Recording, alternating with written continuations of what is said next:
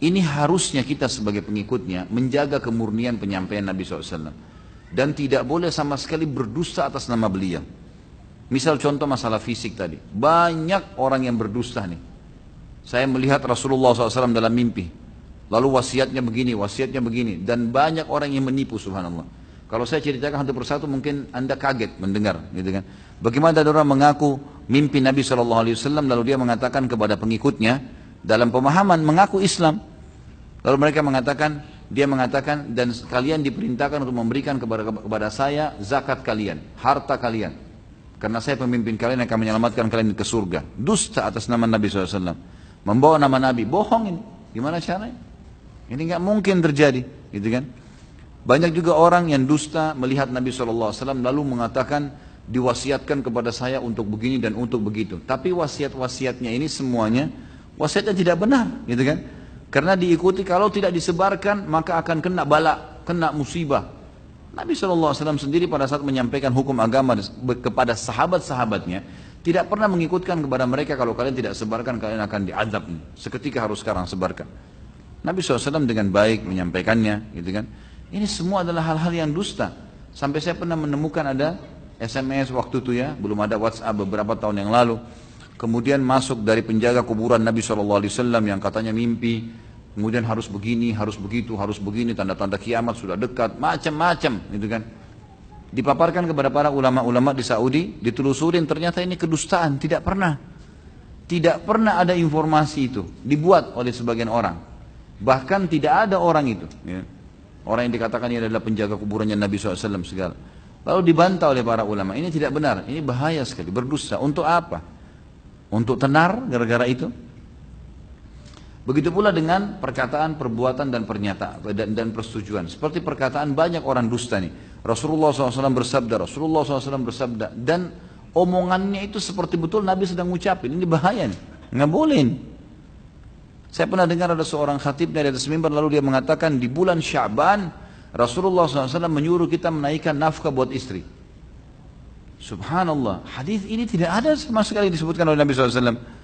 Dan ini ulama masukkan dalam kitab Maudu'at tentang hadis-hadis palsu. Dan ini bukan sekarang ya dibuat bukunya. Ini buku-buku ditulis dari zaman-zaman tabi'in sudah terkenal. Banyak orang mendustakan hadis Nabi SAW, banyak. Dan karena zaman dulu sudah diucapin, lalu sekarang orang nukil-nukil, masih ada orang yang baca buku, tidak kembali kepada referensi yang benar, akhirnya mereka juga menghidupkan kembali dusta-dusta itu. Makanya saya sarankan teman-teman yang mau terjun ke dakwah, maka cobalah baca buku. Selain buku-buku fadilah, amal, fadilah ya, untuk berbuat amal-amal saleh ya. Ini fadilah amal maksud saya bukan nama buku ya. Fadilah itu adalah kelebihan amal-amal saleh, gitu kan? Bukan nama buku tapi istilah dalam agama, gitu kan? Jadi kalau kita mau sholat, kita mau puasa, kita mau haji kan kita baca fadilahnya. Jadi fadilah amal itu kita baca. Ini satu sisi. Sisi yang lain teman-teman sekalian, hadis-hadis ini kan bagus memotivasi orang-orang. Sisi yang lain kita juga harus membaca, kalau kita sedang membaca bab tertentu, baca juga tentang maudu'at. Ada banyak buku-buku banyak tentang hadis-hadis dhaif dan hadis maudhu', banyak karangan para ulama, bukan sekarang ya. Zaman dulu, zaman tabi'in, generasi awal Islam. Yang kata Nabi SAW, ya, yang terbaik adalah abadku, qarni, thumma alladhina yalunahum. Kemudian yang datang setelahnya. Jadi Nabi SAW dan para sahabat yang terbaik, kemudian datang tabi'in, kemudian tabi'in. Dan kebanyakan buku-buku ini memang ditulis pada zaman itu. Sudah ada, sayangnya sekarang dinukil, banyak sekali. Gitu kan. Di antaranya hadis yang dinukil-nukil bahwasanya bulan Sya'ban disuruh menaikkan nafkah. Ibu-ibu sih mau saja dengar hadis ini, naik nafkahnya gitu kan. Tapi ini dusta, nggak boleh. Gitu kan. Ini maudhu, nggak benar. Dinukil banyak dalam buku-buku maudu'at. Karena kalau antum baca, kaget melihat ini banyaknya orang yang mengatasnamakan nama Nabi SAW tapi ngawur. Pernah di Irak diceritakan ada orang jual jarjir. Jarjir ini kalau kita di Indonesia mungkin salatnya ya, daun. Ya mungkin kadang-kadang daun apa yang mewangikan makanan atau mungkin dimakan bersama dengan nasi. Di Timur Tengah itu di daerah Arab, di wilayah Arab itu ada namanya jarjir. Jadi ini memang sering dihidangkan dengan makanan. Kalau orang makan nasi, makan daging gitu, dia sedikit agak pahit ya untuk mengimbangi makanan-makanan yang ada. Ada satu orang dinukil, dia mau makan dan dia mau jual habis harus Jumat, habis sholat Jumat dijual sama dia. Ini zaman dulu nih, zaman tabi'in, generasi-generasi masih awal. Lalu kemudian tidak ada yang beli jarjirnya. Lalu dia mengatakan, Rasulullah SAW bersabda, siapa yang makan jarjir hari Jumat sembuh penyakitnya. Hanya untuk melakukan barangnya, gitu kan? Nah, ini berbahaya sekali nih, ya, ini berbahaya. Karena mereka tidak paham, tidak boleh seperti ini, tidak boleh. Itu perkataan. Perbuatan juga sama. Ini tentu banyak contohnya ya. Perbuatan juga sama. Tidak boleh sama sekali kita mengatakan Rasulullah SAW pernah melakukan, pernah begini, pernah begitu. Padahal tidak ada. Makanya dalam Islam untuk menyampaikan sebuah statement teman-teman harus punya rujukan yang benar. Harus tahu benar. Dan kalau misal pun antum sempat menyampaikan, manusia kadang-kadang salah. Dan ternyata itu keliru, kita harus kembali. Kita harus kembali, oh iya, ini berarti salah nih. Ada teman yang ingatkan, ada si fulan ingatkan, muslim yang ingatkan. Sampai kepada kita, mungkin Allah Subhanahu Wa Taala yang ingin sampai kepada kita, kita luruskan.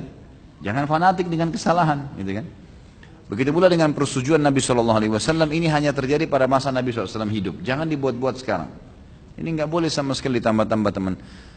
Bayangkan hadis Nabi yang diperintahkan. Banyaknya hadis Nabi yang berbunyi perintah. Banyak sekali. Itu aja masih terbengkalai kita lakukan. Bagaimana Anda membuat ibadah-ibadah yang tidak diperintahkan?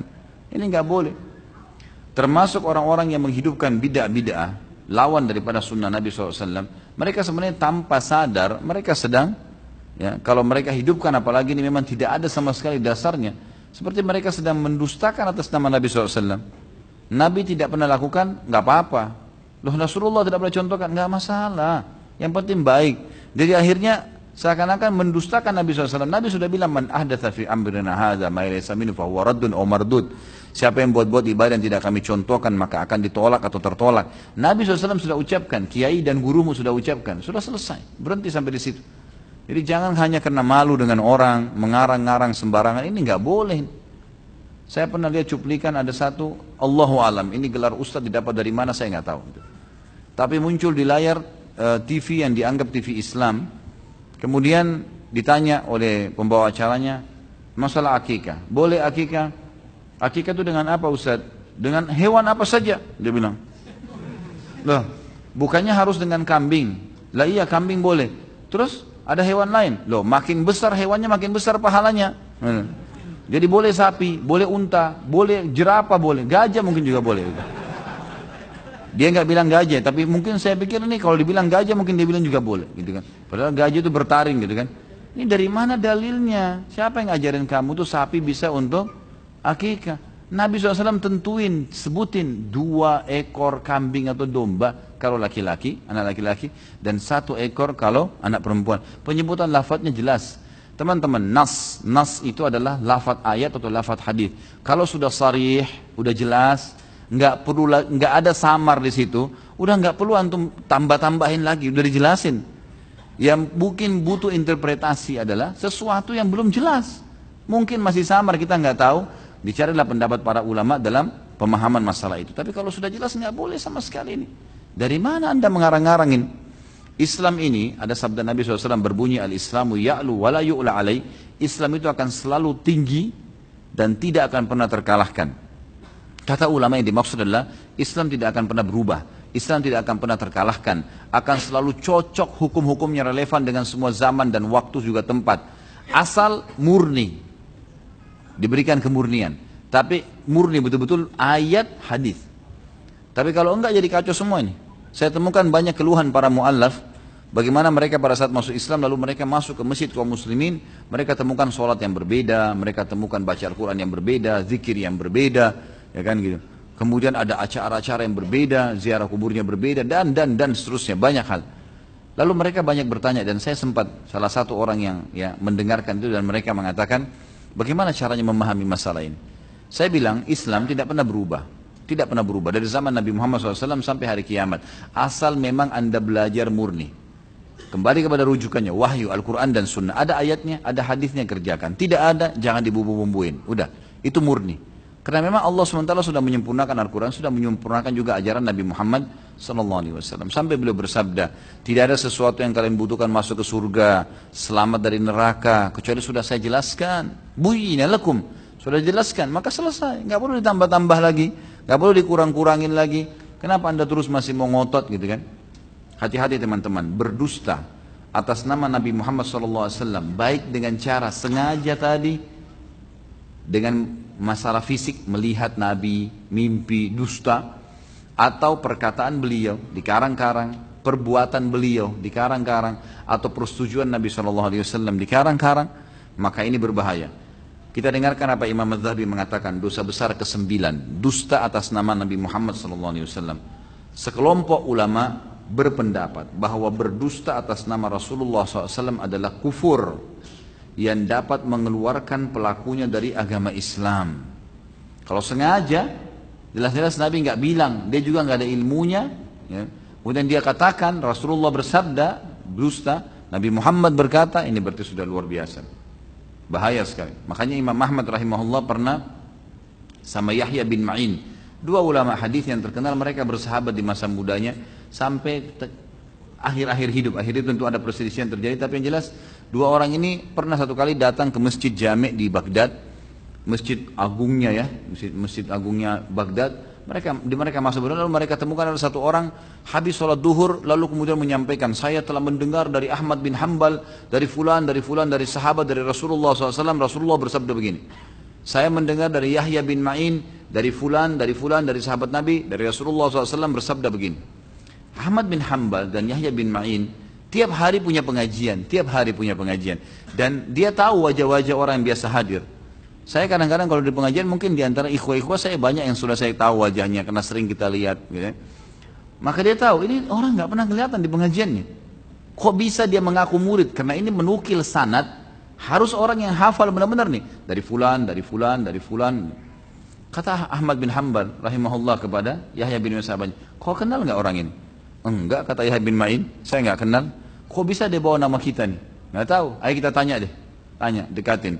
Kata Ahmad bin Hanbal, wahai fulan, kau kenal Ahmad bin Hanbal?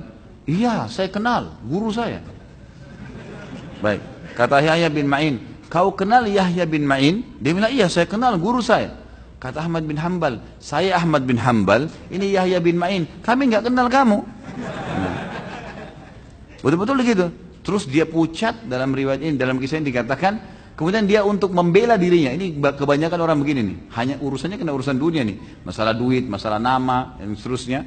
Maka dia mengatakan, apakah cuma Ahmad bin Hanbal dan Yahya, apakah cuma kalian Ahmad bin Hanbal dan Yahya bin Ma'in? Artinya masih ada yang lain. Belum tentu. Lihat kebodohan. Ini sama orang bilang, apakah cuma anda Khalid Basalamah? Masih ada yang lain. Mana yang lain, saya mau tahu tuh. Ini gimana? Kacau balau. Tapi sampai seperti itu mereka memperjualkan. Ini bahaya sekali teman-teman sekalian. Maka cukupkan dengan hadis yang ada. Kan pelajari baik-baik. Sudah jelas buku-buku hadis ya. Sampai ulama menunjuk buku-buku hadis rujukan, gitu kan? Ada 6 buku yang dijadikan induk, kemudian ditambahkan oleh sebagian ulama jadi ya 9, dan ada yang melengkapkannya sampai 15 buku. Kalau 6 buku hadis dipegang oleh para ulama adalah Sahih Bukhari dan Sahih Muslim. Kemudian datang setelahnya ada Sunan Nabi Dawud, Tirmidzi, Nasai, Ibnu Majah, ya. Kemudian datang setelahnya, ya ini 6 buku, 4 sunan dan 2 sahih. Kemudian ditambah 3 lagi, kalau 9 ada Muwatta Imam Malik, ada Musnad Imam Ahmad, ada Sunan Ad-Darimi. Ini 9 buku hadis. Kemudian ada ulama menambahnya sampai ke 15 dengan menambah beberapa seperti Al-Baihaqi, Al-Hakim, gitu kan. Ini buku-buku yang dijadikan tambahan yang menguatkan nanti hadis-hadis yang disampaikan oleh hadis-hadis yang sudah ada ini.